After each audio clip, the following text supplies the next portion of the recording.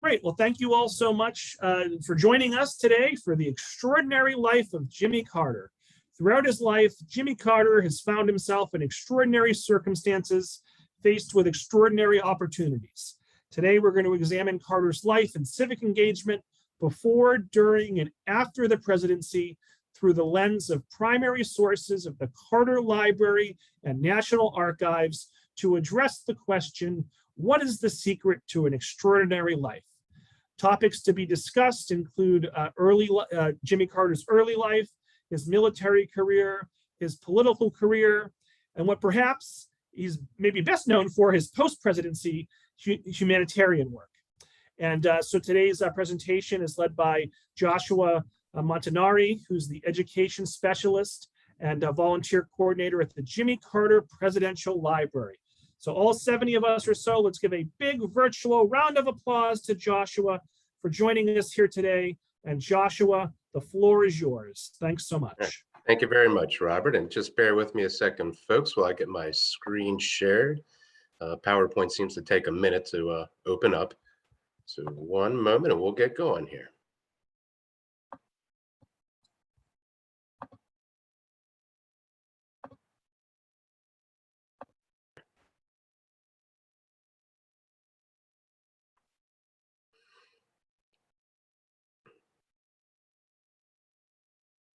It's great to have everyone with us today from so many different places. I was anticipating a more local to Massachusetts audience. It's great to see people from all over, even someone from Marietta here in Georgia. Great to see you there. We are covering quite a bit, but keep in mind, this is just 1 hour. We could probably talk about Jimmy Carter's life for hours upon hours. So please forgive me if I leave something out or a favorite facet of Carter's life that you may have, but we'll hopefully there's something that everyone will connect with in today's program. So there's just a little visual overview of the life of our 39th president.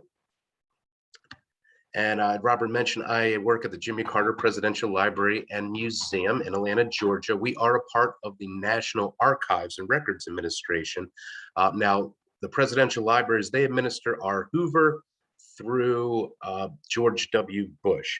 The Barack Obama Library is going to be independently run. President Trump has not decided yet if he's going to have a public-facing presidential library or not and what the management will be, but those are the ones currently administered. Great photograph there. It looks like something depressing, like a funeral. That's actually bringing the founding documents, the Constitution, the Bill of Rights, and Declaration to the National Archives building in 1952. A good reminder about doing primary document research, looking at photographs, looking at what the details of them. Mention those presidential libraries that are administered by the National Archives.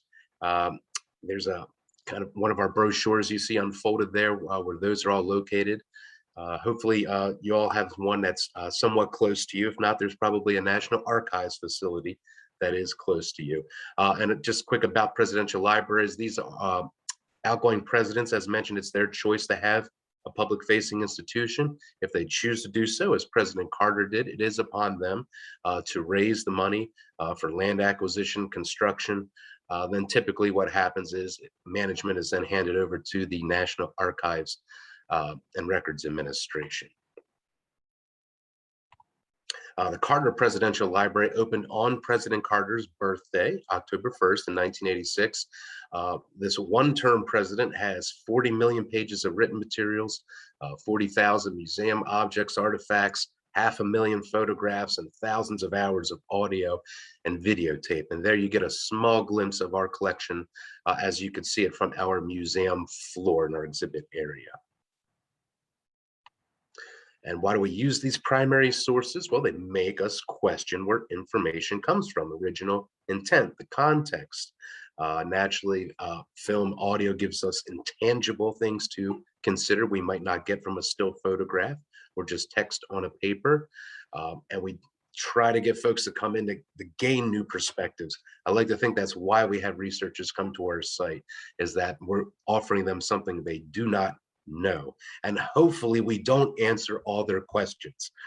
And it prompts further inquiry, maybe at a state historical society or local historical society or state archives, things of that nature. Okay, so we'll go ahead and dive into the extraordinary life of President Carter and try to find out what's the secret. And what, as mentioned, we'll go through his early life, adult life, political life, and post-presidency as much as we can in the time allotted. So we'll begin with the early life. We see a young Jimmy Carter there with his dog Bozo, posing where he grows up in rural southwestern Georgia. Now, maybe the secret to an extraordinary life is having an extraordinary parent, maybe. Miss Lillian Carter made Jimmy the first president born in a hospital or medical facility. The way that happens is because she is volunteering as a nurse at a hospital when she goes into labor with Jimmy. So it's interesting. That gives us a couple an indicator there that the availability of healthcare professionals was scant in Southwest rural Georgia at that time. If we have fully pregnant mothers volunteering at hospitals, so that's how he becomes the first president born in a medical facility. Now, his father did obey the rules of the day in terms of segregation in the public eye anyway. Carter does find out later when his father passes, folks share with him ways that Black neighbors and friends of theirs were helped by his father in secret. However, his mother just did everything in the open. She did not care about Jim Crow laws and the norms of that day. She just cast those to the wind. It created what Jimmy Carter termed a torment of his life because he was torn between these two authority figures, one telling him to mind the law, the other saying, do what's right, forget the law. Miss Lillian herself had an extraordinary life. Many of you may know she volunteers at the age of 68 to be a nurse in India with the Peace Corps. So that was a 2-year term that she served over there, as everyone else that joins the Peace Corps does. And she supports him throughout his life, particularly on election night, as we see on the right there, the photograph of her reaction upon finding out that her son was elected the 39th president of the United States. So maybe that's a good start to having an extraordinary life, having that lady in your corner.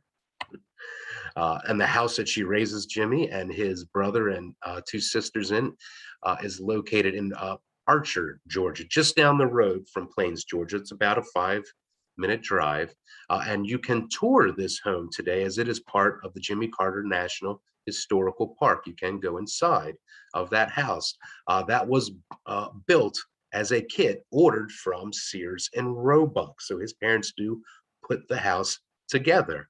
However, they do not have running water or electricity.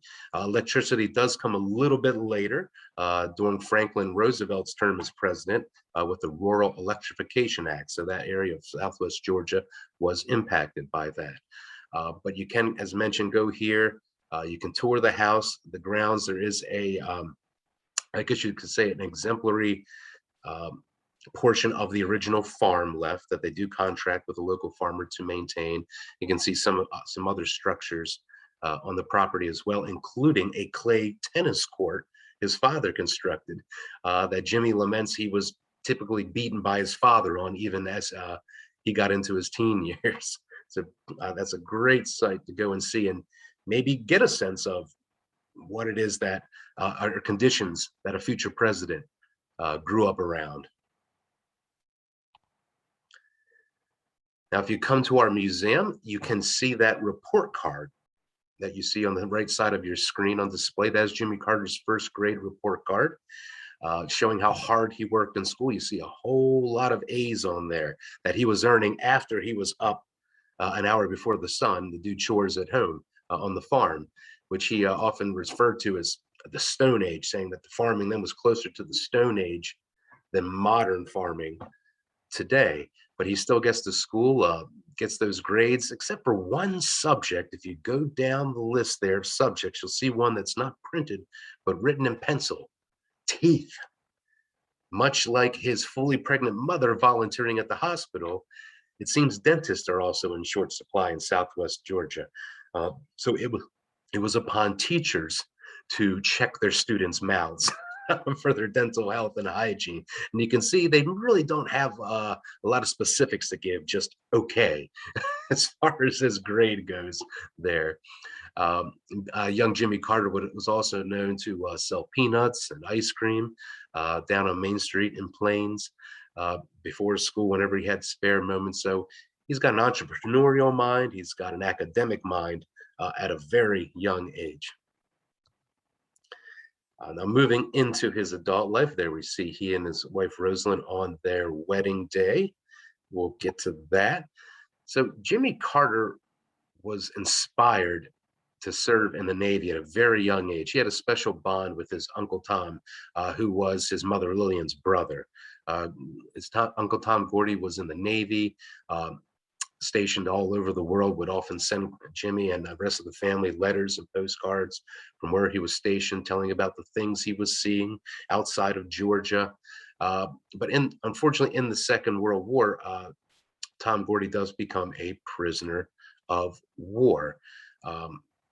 And presumed dead. And we'll get to that in a moment. But Carter is resolved to join the Navy because of this influence. He requests a course catalog from the United States Naval Academy even before he's in high school. And later on, he writes a poem in tribute to his Uncle Tom. And we see that in the photograph on the left. This is actually at the Jimmy Carter, this is actually at the Andersonville National Historic Site, very close to where Carter grows up in Georgia. It's maybe about a 20-minute drive from Plains, Georgia. And you see that poem on the wall. And I'm going to do my best to read this out loud for everybody in Carter pentameter. And this will tell the story of the relationship with his Uncle Tom Gordy. In 41, the Japanese took our troops on Guam. Alive or dead, we didn't know. One was my Uncle Tom. He was the Navy boxing champ, my hero with his crown. Now with him gone, his family moved down to our Georgia town. My grandma and my aunts felt Tom was not his wife's, but theirs. She could feel the coolness, but stayed on to join their prayers. What bound them all together was the hope and faith and dread. When 2 years passed, the dispatch came. My Uncle Tom was dead. His wife and kids moved back out west to start their lives again. And after Tom was gone 3 years, she wed a family friend. The end of the war brought startling news. Tom Gordy was alive. For years, he had been digging coal deep in a mountainside. The women took the feeble Tom and smothered him with care. He never would tell anyone what happened over there. Tom Gordy soon regained some strength and craved a normal life, but mother and sisters told him lies about his absent wife. Betraying him, Tom wanted her, but couldn't figure how to bring her back or overcome her second marriage vow. He got 4 years back pay and made Commander USN. It didn't take him long to find a woman's love again. Tom closed the past except when his 3 children came to stay. When I would mention his first wife, he'd always turn away. Once my submarine tied up where she lived with her kin, I went to visit them, afraid they wouldn't let me in. But all the folks they knew were called when I first gave my name. All night we danced and sang because at least Tom's nephew came. And so that is published in one of Carter's many, many books that he's written in his life, over 30. So you see, there was a very unfortunate situation, and I don't believe that was an isolated one. In that conflict or any other major U.S. conflicts, when you have prisoners of war who are presumed dead and are then found that in many cases they come to find life has moved on without them. Now, a little bit more about Jimmy Carter and his path to the Navy. He graduates Plains High School in 1941. That high school is now the visitor center and museum of the Jimmy Carter National Historical Park that you can visit in Plains, Georgia. He attends Georgia Southwestern College down the road in Americus for 1 year. He studies mathematics, then at the Georgia Institute of Technology for 1 year to qualify for the United States Naval Academy in Annapolis, Maryland, where he receives his appointment in 1943. Now, he is always listed as the class of 1947, but he is put on a 3-year accelerated program. He actually graduates in 1946. And once he graduates, he marries Rosalind Carter, who had actually turned down his first wedding proposal because she had promised her father she would finish college before she got married, which she does, after which she accepts his proposal at that point. You can see them on their wedding day. Now, in the museum, we don't have those original clothing pieces that they wore, but we do have reproductions that you can see. We get a lot of comments that Mrs. Carter looks like a little Debbie when she's in that outfit on her wedding day. So upon graduating, he's assigned to the Naval Base in Norfolk, Virginia, where they move to begin their life together. Now, he's in the Navy from 1946 to 1953. This is a part of Carter's life not a lot of folks are familiar with. He serves on surface ships and diesel-electric submarines in both the Atlantic and Pacific fleets. Rosalind Carter loved the fact that they got to leave Georgia and travel outside of it and see new places, something she hadn't had a lot of exposure to. Carter then attends U.S. Navy Submarine School, and I believe that's in Connecticut, studying nuclear reactor technology and nuclear physics. Does that make Carter a bona fide nuclear physicist? Not quite. He's more on the mechanical applications of things. He does become the senior officer on USS K-1, a nuclear-powered submarine. We see him there in command on that vessel in the photograph displayed here. He's the one behind the two gentlemen seated there, in case you're not quite sure. His commander, once he's in the nuclear program, is Admiral Rickover, Hyman Rickover. Someone Carter has said that second to his own father has had more effect on his life than any other man. Now we see him here later when Carter is president. I think he's mentioned that Hyman Rickover told him privately, don't go thinking I'm going to salute you now that you're commander in chief. But of course he would respect that decorum. So Mr. Rickover was extremely hard on Carter, would constantly drill them, constantly, I would say, apply psychological pressure to them to test their resolve in the situations for the things that they were being trained to do in the military. And I think that's why Carter had so many invaluable lessons from this man. Now in the picture we see, that's Carter, Rickover, and the first Secretary of Energy, James Schlesinger. You may or may not know that Carter forms the Department of Energy, and that is its first secretary there on the right. But that will be a topic for my next presentation.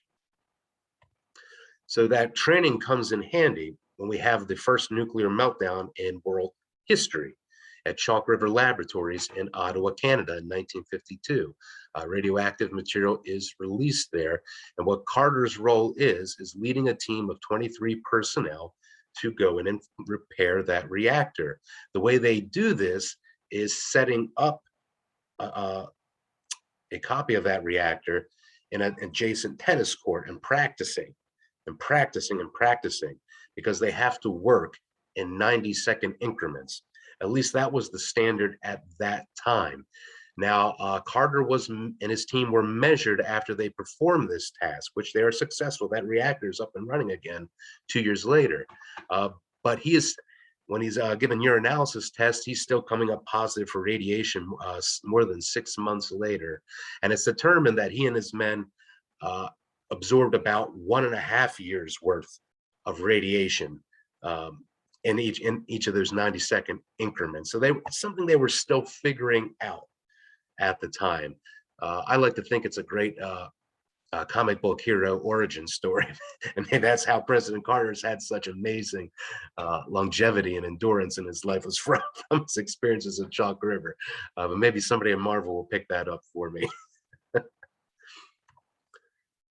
So he gets out of the military in the 50s after his father's passing. His father passes from pancreatic cancer. Actually, that is the disease that would take the rest of his immediate family, with the exception of his mother. His brother Billy, his two sisters would both die of pancreatic cancer. So he feels it's upon him to take up the reins of the family business. I believe he is still in the reserves, Navy reserves, after 1953, but he's obviously out of active duty. But he jumps back into that family business, which is very tough at first. He's been away a while. In fact, he and Rosalind Carter are living in public housing when they move back to Georgia. They only make $250 profit their first year. But Carter turns the business around as he becomes civically engaged in his community. He's the head of all Lions clubs in Georgia. He's on the Sumter County School Board. He's on the library board, and he also works with Future Farmers of America. And we believe it's that civic engagement that inspires him to enter politics, which brings us to his political life from 1963 through 1981. We see a picture of the White House on a wintry day in 1977. In fact, that's 5 days before Jimmy Carter is inaugurated as our 39th president. So he begins at the local level. So Jimmy Carter runs for Georgia State Senator in 1963. He initially is declared the loser of this election.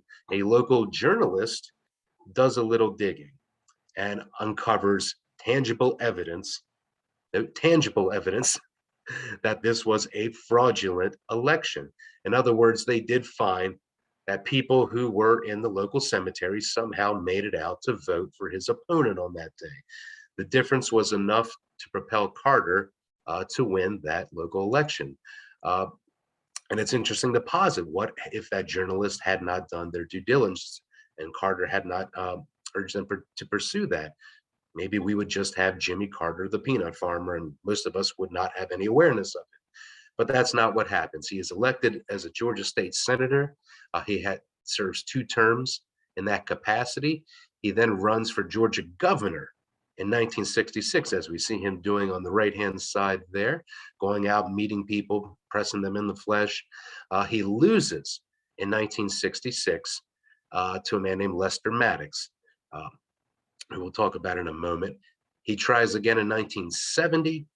He is successful. At that time in Georgia, you could only serve 1 term as governor. So he does have a different opponent in 1970. But he's a stark contrast to his predecessor, Lester Maddox. He owned a restaurant in Atlanta, Georgia, and was known for brandishing an axe handle to physically threaten any African-American patrons that came into his restaurant post desegregation. And eventually he closes that restaurant rather than comply with the law and permit integration at that facility. So Jimmy Carter is a part of that new wave of what they called anti-racist Democrats winning public office in the southeastern US in the 1970s. I believe the governorships in Arkansas, South Carolina, Florida also saw similar results in the early 1970s. But here we're just going to play a very short clip. It's about 1.5 minutes from Jimmy Carter's inaugural address as governor of Georgia.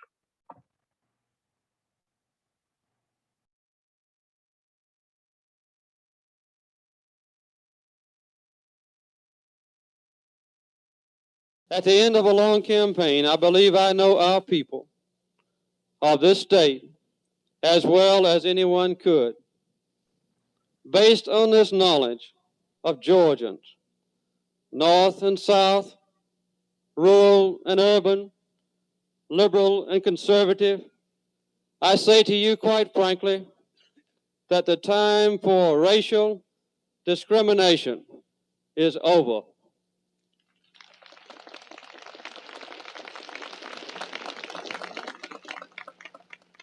Our people have already made this major and difficult decision, but we cannot underestimate the challenge of hundreds of minor decisions yet to be made. Our inherent human charity and our religious beliefs will be taxed to the limit. No poor, rural, weak, or black person should ever have to bear the additional burden of being deprived of the opportunity of an education, a job, or simple justice.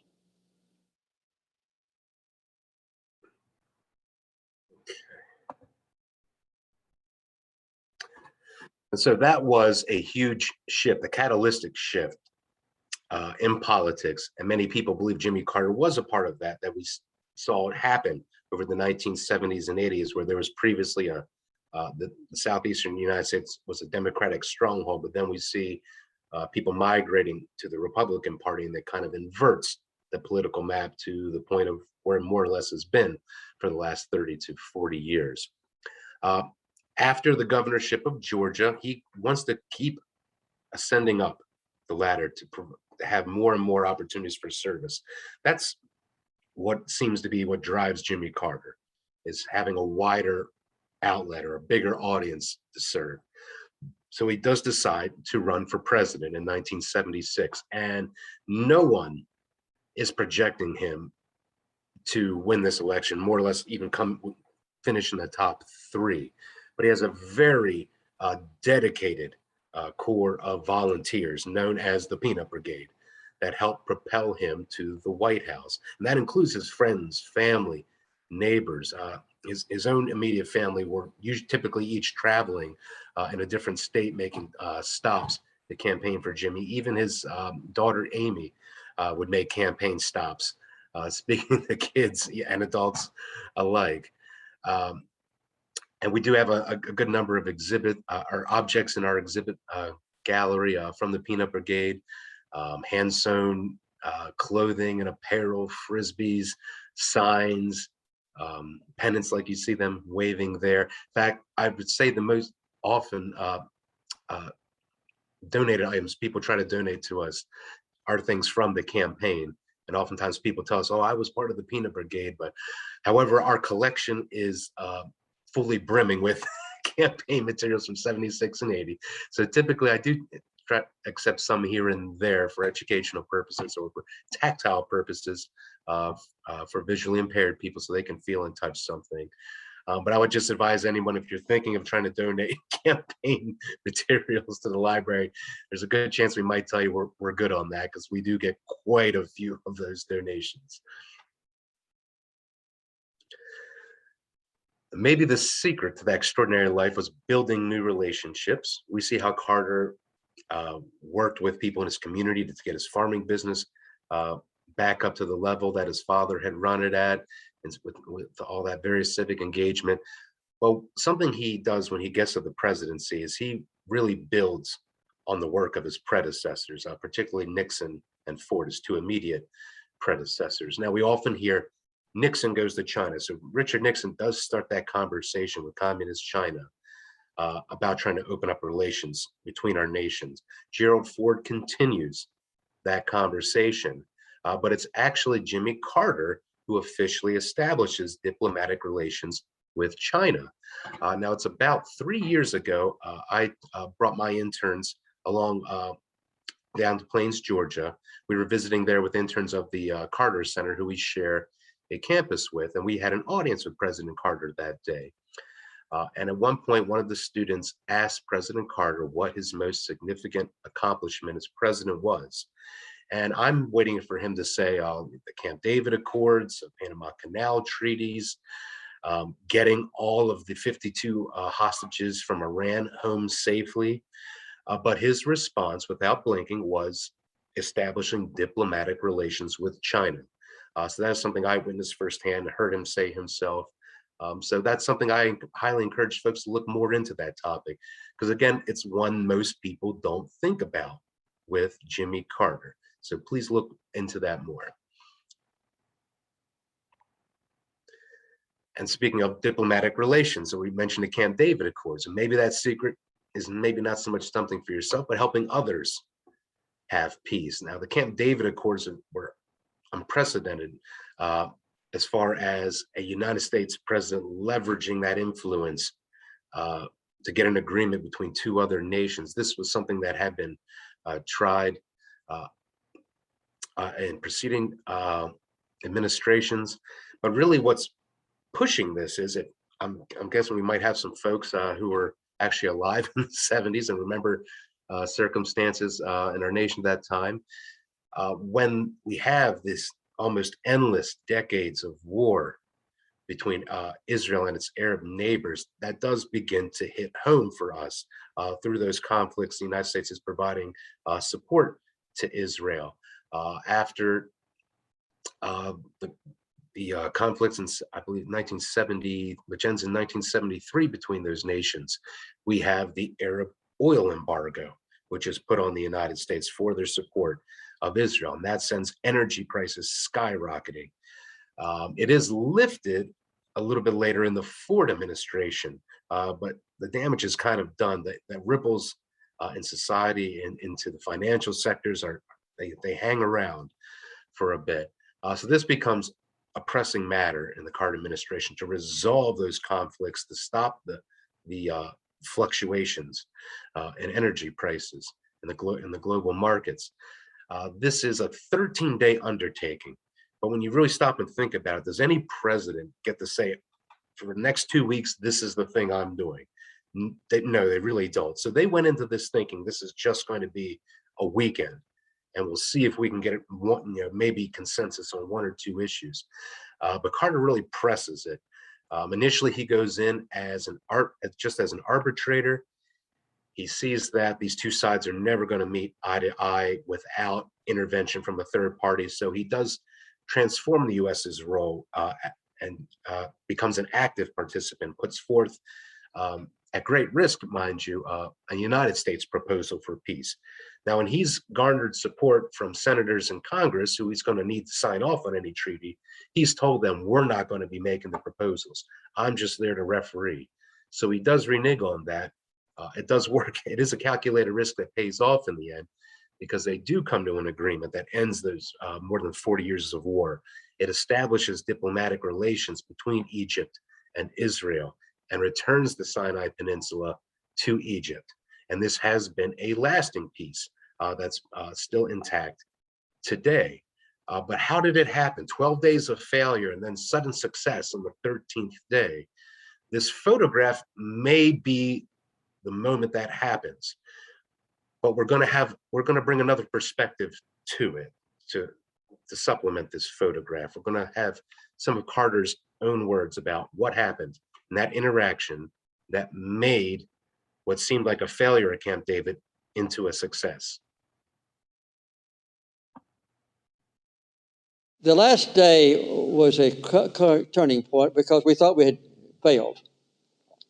And we were getting ready to leave Camp David in failure and go back to Washington and announce that we had not been successful. And Prime Minister Begin asked me if I would sign a photograph for his 8 grandchildren of me and Begin and Sadat. And I agreed to do it. And my secretary, whose name was Susan Clow, got the names of Begin's 8 grandchildren from Israel. She called over there and got their names. So instead of saying best wishes, Jimmy Carter, I said with love and best wishes to, and I put down his grandchild's name and I signed it. And I took it over to his cabin to tell him goodbye. And when he opened the door, he was very angry with me. And he said, "Good afternoon, Mr. President." He was always very proper. And I said, "Good afternoon, Mr. Prime Minister, and I'm sorry we hadn't been successful. I brought the photographs you asked for," and I gave the photographs to him. And he turned around and said, "Thank you, sir." And then he looked down at the photographs, and he read out loud, "Love and best wishes to," and said, he read his grandchild's name. And he put that over in the back, and he read the next one's name. And he read the third one's name, and his chin began to quiver, and tears ran down his cheeks, and mine too. And he said on the face, "Why don't we try one more time?" So we see there that very personal form of diplomacy is what helps Carter prevail. Now, at the Camp David, of course, should be noted, there had already been a strong relationship established with Egypt's President Anwar Sadat. And that relationship went back to the Nixon administration. But Menachem Begin had just come into office in Israel when Carter had came into office. And Begin was really the one holding all the cards in those talks. And now, had Gerald Ford succeeded in maintaining the presidency, perhaps he would have had this summit. Maybe he would have been successful as well. We never know, but it does seem like Jimmy Carter was the right person at the right time for those talks to be a success. The last day. Okay. So Jimmy Carter maybe has an extraordinary life because of his affinity for protecting public lands, forests, wildlife. As governor of Georgia, he vetoed quite a few bills to drain swamplands and coastlands for construction, whether that was residential, industrial. He felt that it was his job as governor to keep the Georgia environment intact. Well, as president, he more or less does the same. He protects more than 100 million acres of federal public lands in his 4 years as president, which included 34 new national monuments, parks, forests, wildlife refuges. Now, most of that comes in a landmark bill, the Alaska National Interest Lands Conservation Act of 1980, or ANILCA. It is the most significant piece of conservation legislation in our nation's history, primarily affecting Alaska, as its name implies. But it did many other things. Again, that was also a big part of Carter's energy plan, because we were trying to get sources from wherever we could. Many of them were in Alaska, but we had to get through a lot of administrative red tape to finalize things like transportation corridors, mining, things of that nature. So it was all a big part of it. For his work in public lands later in 2016, the National Park Service made him an honorary National Park Ranger in his hometown of Plains, Georgia, where Jimmy Carter National Historical Park is. And I have heard President Carter remark on multiple occasions how very proud he is of his National Park Ranger flat hat and his status within that agency. So Jimmy Carter runs for re-election in 1980. I think we all know he loses that election to Ronald Reagan, who becomes the 40th president of the United States.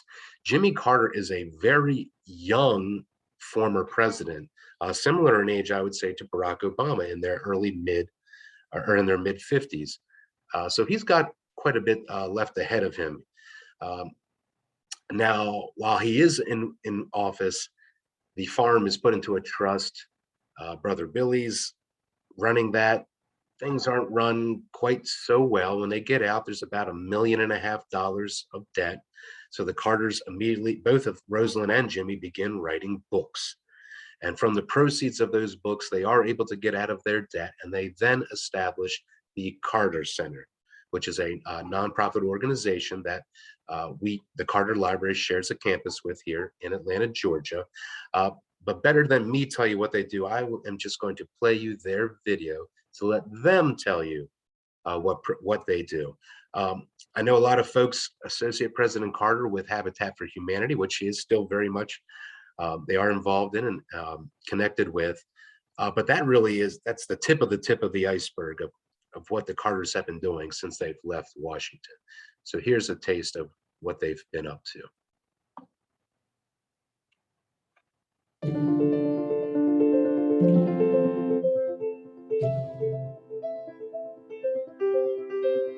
There are more than 7 billion faces on Earth, some full of hope and dreams, others empty with despair, constrained by barriers that keep them from healthy and productive lives. The Carter Center works to tear down those barriers and create a world where everyone has a chance to live in peace and enjoy basic human rights. We are willing to take a chance that we might fail if we believe that the ultimate goal is worthwhile, worth our effort, and worth an investment in people who have been neglected by others.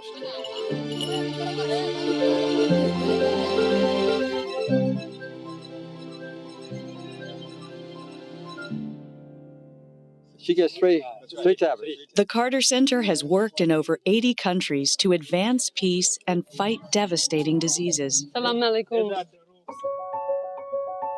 Over the years, the center has helped improve relations among nations and has worked to promote human rights, resolve conflicts, and strengthen democracies. Did you vote? Yes. Congratulations. The center has observed more than 100 elections in countries in Asia, Africa, and the Americas. As a result, leaders are held accountable to the people in places that have never had free and fair elections. The Carter Center is a leader in fighting neglected diseases like guinea worm, river blindness, trachoma, and lymphatic filariasis. These are gone from the developed world, but they still afflict some of the poorest people on earth. These diseases are all preventable. If the folks are just given a chance to know what they can do to improve their own lives, then they can transform their own lives into an opportunity for hope and self-respect and anticipation of a better future. The center also strives to improve access to mental health care and reduce stigma and discrimination against those with mental illnesses. So today is the last day that you will distribute here. The people of the Carter Center work for peace, fight disease, and most importantly, bring hope to those who never had it before. We were the poorest, most isolated people in the world. And often, if we weren't there, there would be nobody to help them. The Carter Center works where the need is greatest to improve the lives of the poor, the disadvantaged, and those who have no voice.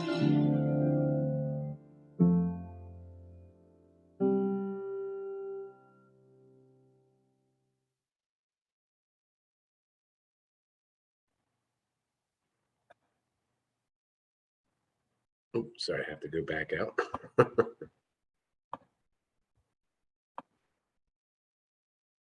Sorry about the little technical hiccup there. But you see what the Carters have been involved in addition to Habitat for Humanity, which I think just a couple of years ago, President Carter had taken a nasty fall and was scheduled to build a house in Nashville the next day, which he still showed up for. And you could see him with the bruise on his face and bandage, but he still showed up for the job. But the impact they've had is just indescribable, particularly with tropical diseases. They mentioned guinea worm in that video, something that comes from people not having access to clean water. Now, when the Carter Center began their guinea worm eradication program, we have millions of people, millions worldwide afflicted with that. Through their work of providing just basic education, basic medical necessities, those millions are now, I believe it's less than 20. And many of that was a recent resurgence. I think at one point they were at less than 10. And if that disease is in fact eradicated, it would only be the second disease in human history eradicated behind smallpox. Now, naturally, with a life of great service comes some notable awards. Now, many folks thought that Jimmy Carter should have received the Nobel Peace Prize along with Anwar Sadat and Menachem Begin for the Camp David Accords. He does not get it then, but he is awarded it in 2002 for his lifetime of work, particularly that with the Carter Center. He and Rosalind are both also awarded the Presidential Medal of Freedom by President Bill Clinton, who commented that they have done more good things for more people in more places than any other couple on the face of the earth. Also, you will find in our exhibit area, as those other two items, we see that plaque with the weapon from Nicaragua. That was from an election monitoring trip they did there. And in other words, the message was violence typically was a big factor in their elections because of the intervention of the Carter Center. They did not experience that. And this humanitarian work does not go without controversy. You might have noticed in that video, Carter meeting with Un in North Korea, meeting with Fidel Castro. At the time he's doing these things, these are things presidents aren't doing. Himself and pretty much any president from Eisenhower, Ford himself included, were sworn enemies of Fidel Castro, would not talk openly with the North Korean regime, but he felt that in his former presidency, he was in a position to do so. And I do think that those trips definitely bore fruit. I mean, it has become normalized to engage with world leaders that we have serious disagreements about. We have seen relations thaw with Cuba. President Trump made a trip to North Korea. Perhaps Carter was a big factor in those things. Excuse me. But maybe more than anything, Carter's longevity has provided him this extraordinary life, this time to do all of these extraordinary things. We might remember he was diagnosed with brain cancer at 92, was not expected to live. He was saying his goodbyes, but he does have a full recovery, maybe from that incident at Chalk River. We don't know.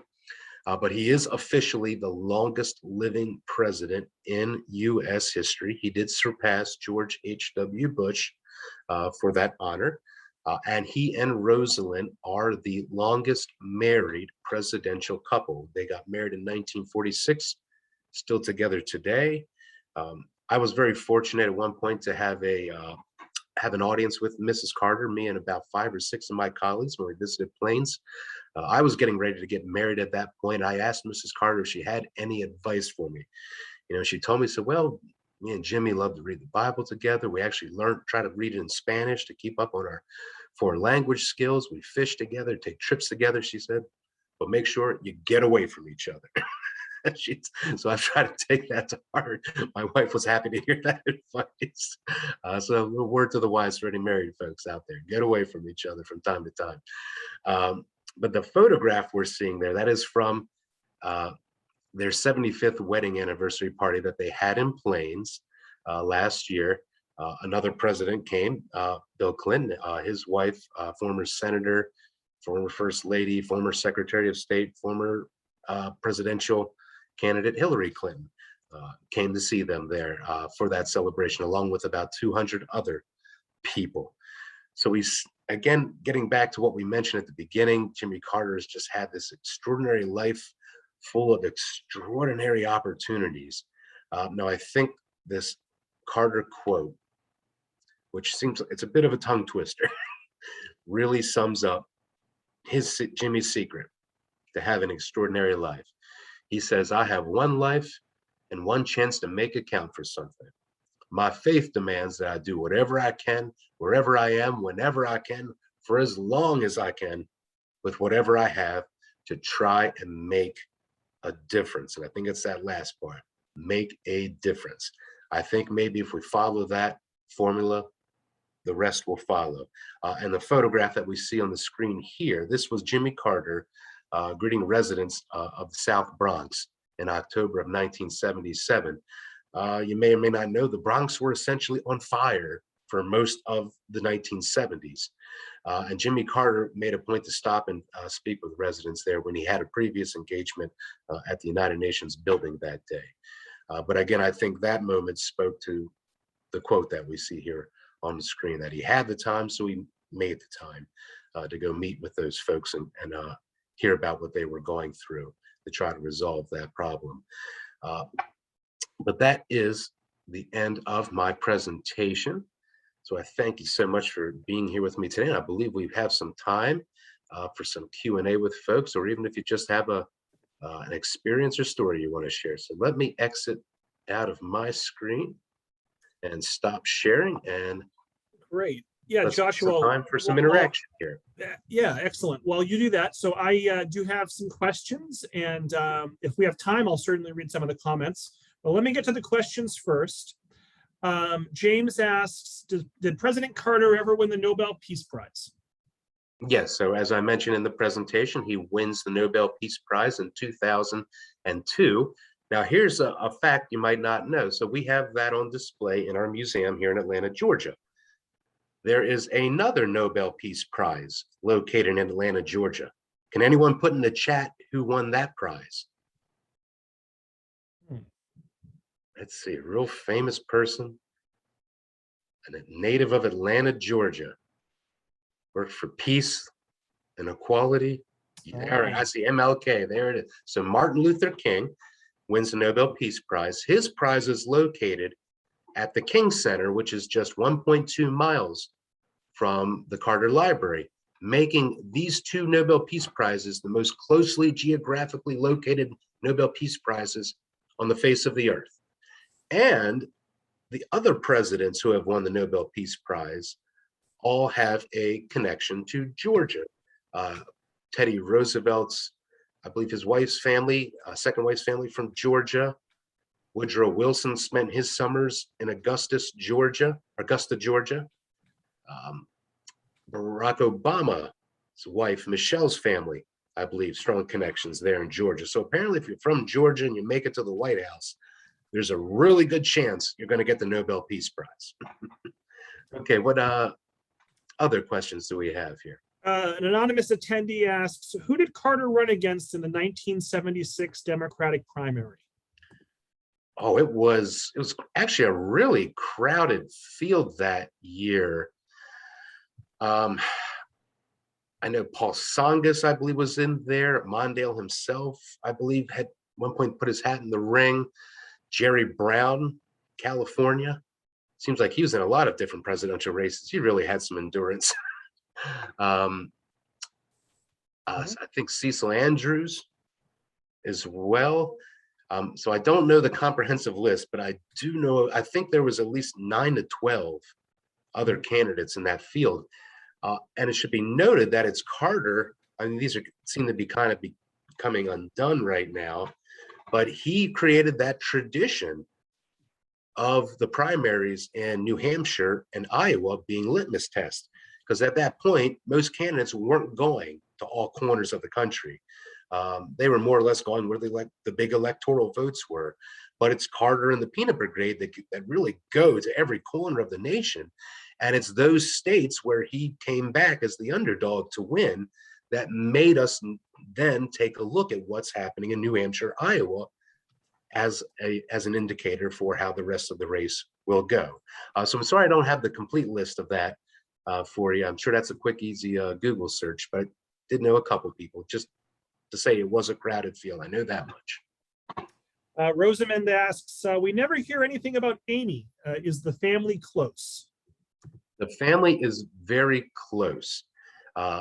We don't hear from Amy because she prefers to lead a very private life.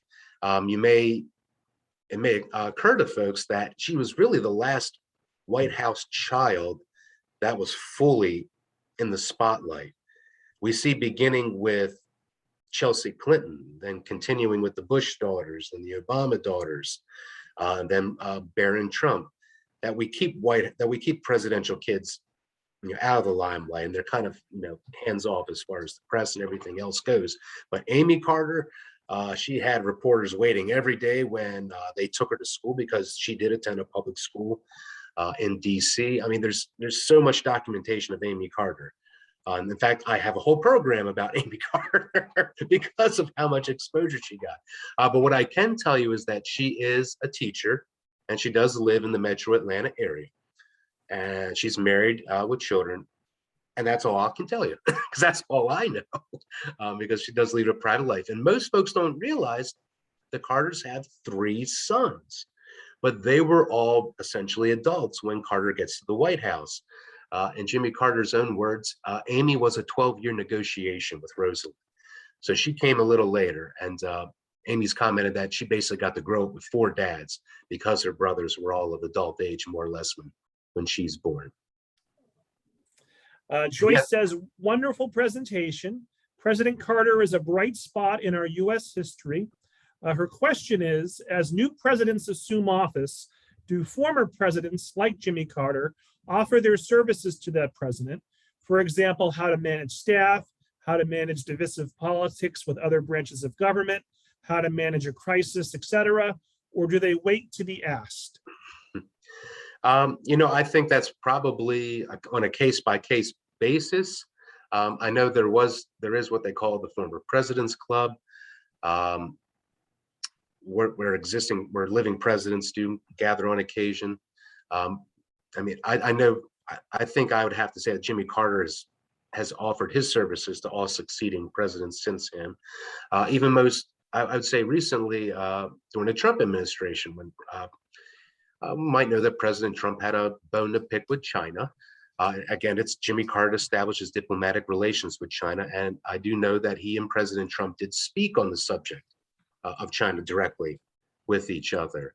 Now, having said that, I know President Carter's gotten himself in a little bit of hot water with his successors, with perhaps statements he's made or actions he's taken, like meeting with Fidel Castro or going to North Korea. But I do think his relation is amicable between them. And I can't see Jimmy Carter not refusing any of his successors' requests for assistance or insights into their job. Let's see here. Mike says, so this is a question. As I recall, a knock on the Carter administration was that Jimmy Carter tried to do too much himself and didn't delegate well. Do you have any comments and insights on that criticism? Well, what I can say to that is we saw how well Jimmy Carter mobilized in Georgia. And he worked up through, with civic engagement at the local level, then serving as a state senator, governor. Now, when he gets to Washington, he brings Georgia with him. In fact, his staff was referred to as the Georgia Mafia. And I think a lot of historians would agree that perhaps that hurt him a little bit in the fact that this was Washington, not Georgia. And then, this is a different city, this is a different game altogether. And possibly that hindered him. But on the other hand, Jimmy Carter did have an extremely high success rate in getting his legislation he proposed passed by Congress. And I think, like any other president, you inherit the work of your successors. Jimmy Carter is at a time when our nation was still healing from Vietnam. He's handed stagflation that's still lingering from the Arab oil embargo. It's not Carter who I don't think who had set up the pre-revolutionary regime in Iran that then leads to the Iranian hostage crisis. His presidency is really at a crossroads of things culminating, I think. But I think it's not that he didn't delegate. I think it's that he wasn't afraid to meet things head on, that he wasn't afraid to take on hard issues and didn't figuratively kick the can to the next administration. We see him taking on the energy crisis creates, despite him being, a conservative Democrat, so to speak. He expands the government, creates the Department of Education, creates the Department of Energy. He has to deal, he also has the 3 Mile Island disaster while he's trying to promote nuclear energy. So, there are a lot of things that happen in the Carter administration out of his control. But it possibly could be that heavier reliance on people he already knew, as opposed to branching out and creating new relationships in Washington, that could have hindered him in some way. But I'll leave that to the other historians to decide. To everyone to decide. I'd say look at the primary sources, decide for yourself. So I'm going to give you 2 or 3 more questions, Joshua, and then we're going to wrap it up. Wendy asks, what exactly does he do or did? I'm sorry, let me start over. What exactly did Jimmy Carter do to ensure free and fair elections in other countries? So what they do there is actually monitor the elections. I think just the presence of the Carter Center, being some, in another, in an African nation or a Central American nation, South American nation, because they've done this all over the world. Just the presence, I think, is a deterrent to what they typically, what those people would experience, whether it's election fraud or violence from one political faction against another. But they have a comprehensive observation of them. They do submit reports afterwards. In many cases, they've found, they've submitted reports to governments. Yeah, your election is riddled with fraud, riddled with coercion, interference, things of that nature. So it's physically being there on the ground. And then also part of that is education to people, like educating people about their civic rights and their civic liberties in those nations, what they can do, what they can't do, how to register to vote, and organizing people to be civically active in those countries in the face of coercion and potential violence. So that's really what they've been doing on the ground there. But I would highly recommend to go to the Carter Center's website, cartercenter.org, and you can read information about their election monitoring programs and hear it from them.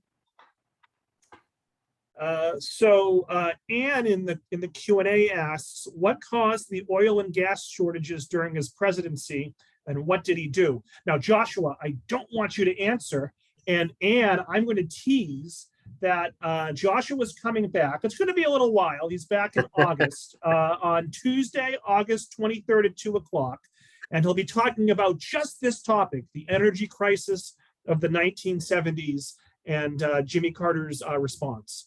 So you'll get information in that in the email tomorrow with registration details. But let's end, I think, appropriately with Joyce's question. How do you feel that President Carter's presidency will be remembered? Well, I think most of us would have a consensus and agree that the lenses are getting a little more rose-colored, that people are looking back at his presidency with more positive feelings associated with it. I think people look at his statesmanship as a big part of it, and personal character. I think as I mentioned, it was a lot of things that were culminating at that time that may or may not have been any of his own doing, like stagflation, the energy crisis. And we also have to remember, again, put ourselves, if we weren't alive at that time, let's put ourselves back into those analog shoes of people in the 70s, where we do not have 24 hours news stations hitting us constantly. We don't have social media, we don't have the internet, so we don't have social media constantly inundating us with things. So all people know is what they're reading on the newspaper and what they're hearing from Walter Cronkite, in the evening news. And so I guess you could say, for lack of a better term, a lot of Americans did not have multiple perspectives at that point. And so all they knew was that they were paying more at the pump. They were paying more for everything because prices are fueled by fuel. So that's what people knew. Their pocketbooks were getting hit. They knew that we had hostages in Iran that for one reason or another we couldn't resolve. I mean, although it is President Carter that does resolve the Iranian hostage crisis. Again, a lot of people think Ronald Reagan got into office and magically it was over. No, Carter arranges for the release of those hostages. They fly out of Iran the moment Ronald Reagan is inaugurated as president. That was the condition. So I think people have more facts in place now, and I think they've also had different life experiences since the 1970s that have changed their perspectives on the Carter administration.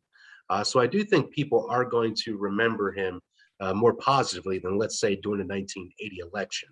And they are going to recognize his strengths and recognize his character and see more clearly what exactly he was up against and what tools he had to try to solve those problems for our nation. So I do think there's going to be more shine on his penny, I think, in the coming years. More shine on his penny. I'm going to use that. I like that. So Joshua, do you have any last words for the group before we wrap up? Yeah. So we had with the questions that folks have posited to me, remind me to encourage folks, go out and do your research, be your own historian. You have primary sources available from the National Archives, presidential libraries, your state archives, your local historical societies, your public libraries like the Tewksbury Library. Go out, dig into it, make up your own mind about things. Don't let me do that for you. Don't let the news anchors do that for you, the journalists do that for you, your neighbor do that for you, your family members. Go out and figure it out for yourself. Go out and take some time to dig into these things. That's a part of democracy, is having transparency. It's not perfect. Of course, there's still things withheld from us, but it's pretty darn close. So go out and take advantage of that. I really think it's one of the great essences of being American, is that we have that access to these documents to see what our government is up to or has been up to. And then we make up our own mind. Well, great advice, Joshua. That's a good note to end on. Folks, look for an email from me tomorrow with a link to a feedback survey, a link to this recording, and information about other upcoming presidential library and presidential related programs we have planned this summer. So thank you all so much, and I hope everyone enjoys the rest of their day. Thanks again, Thank you. Joshua. Very welcome. Looking forward to coming back. Great. We'll see you in a couple months. Bye-bye. Take care.